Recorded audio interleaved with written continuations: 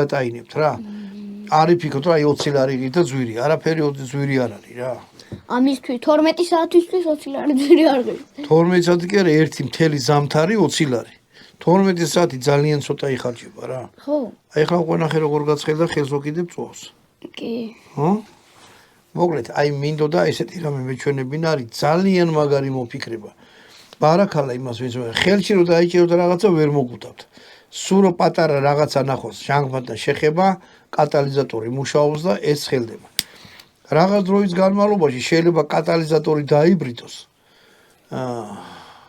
380 გამოყენების შინ თუ რაღაცა უნდა კატალიზატორები იყიდება. შეიძლება ამის ყიდვის დროს კატალიზატორი ცალკე იყიდეთ, თუ ხშირად იყენებთ, მაგალითად ყოველდღე სადმე გადიხართ ყინვაში, სიცივეში და თბილი რაღაცა გჭირდებათ, კატალიზატორი ეთვლება თვითონ ეს ბუდე, აი ეს.